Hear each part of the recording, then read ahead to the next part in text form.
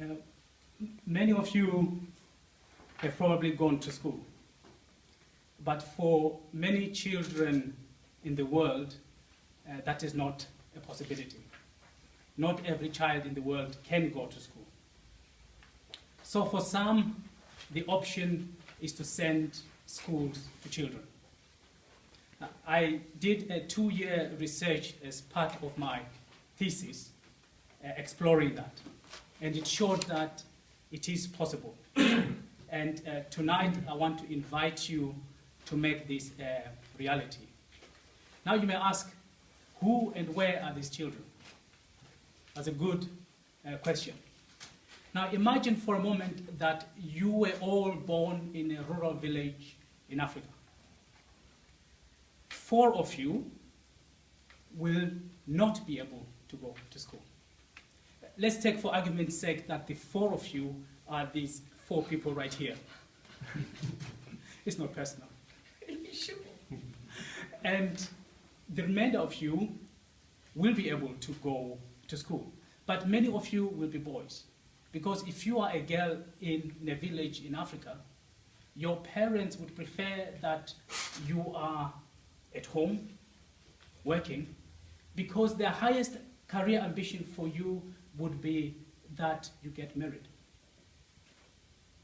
Now, again, for those of you who are mainly going to school, you will find that when you reach grade 6, what you have learned is not much. You are probably not able to read and write properly. So you are nowhere better than your playmates, than the 4 playmates here. Then when you reach grade 7, you may end up dropping out of school and actually ending up joining your friends who are not in school. You will be amongst what Kevin Watkins calls 60 million children in Africa who either are not going to school, or when they're going to school, they're not learning properly, or they do not complete their education. Now, 60 million people, that is nearly the population of the United Kingdom. But this is where the statistics become even more interesting. Because in the same village where you don't have running water, where you have poor roads, where you don't have electricity, your parents, whether you are going to school or not going to school, will likely have a mobile phone. The International Telecommunications Union estimates that your parents will be among 600 million mobile phone subscribers in Africa.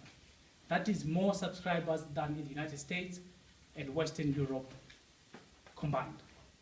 So what it means is that if you are a child in a village in Africa, on one hand, you have the worst education outcomes, not able to go to school. On the other hand, you have the highest mobile phone penetration. In the middle lies an opportunity. And the opportunity is that with a mobile phone, high quality education is at hand. If you are a girl not able to go to school, with a mobile phone, the school can come to you. Her Majesty Queen Raina Abdullah of Jordan, who is passionate about educating poor children, said literally and vividly that in a village, a mobile phone can mean that a child has a teacher literally in their pockets. Now you may say, well, Donald, that's all and good, but I wasn't born in a village in Africa. I live in the United Kingdom, and I'm well educated. Why should I care? 3 reasons you should care. You may want to write this down. The 3 reasons are, number 1, you will benefit economically if more children in Africa are educated, get good jobs, and are able to afford goods and services that are manufactured in the United Kingdom. Because that means more and better jobs in the United Kingdom. And you would also be interested to know that the economic eggs of the United Kingdom cannot be placed in one basket in China. So now China is driving the economic engine of the world. You would be interested to find out that the economic eggs of the United Kingdom are in a basket in China, in Africa, and other places. And that takes education. The second reason is whether you like it or not. Right now, you are most likely paying £54 per year of your hard-earned money as tax, which part is used to possibly support education for children overseas. And you do this through the 11 billion overseas aid budget of the United Kingdom. So it means at least you have a stake to understand and to know some of the ways in which people are helping children overseas, especially modern technology that are being used to help children overseas. At least you have a right to know how well that is working. Now, what does that look like? At a conceptual level, using mobile phones for learning is commonly called mobile learning. Now, it's not that the phone itself is mobile, but it is you and children who are mobile. And that's an important difference.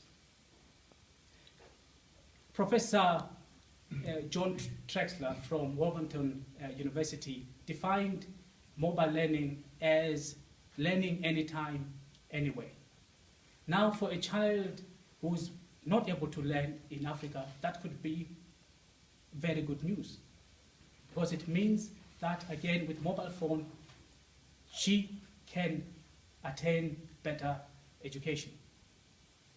Now, if we take the conceptual side aside, at a practical level, maybe the best way to communicate is that Vodafone, how many of you are subscribers of Vodafone? 2, 3. Great. Now, Vodafone is currently working in the most difficult parts of the world trying to provide mobile-enabled education in a country called South Sudan. It's a war-torn country where people are fleeing war, but they have a program called Instant School Network, which is essentially school in a box. 100 kg suitcase, pregnant with technology, where they can, in an instant, set up mobile network and internet within minutes and help fleeing children attain education.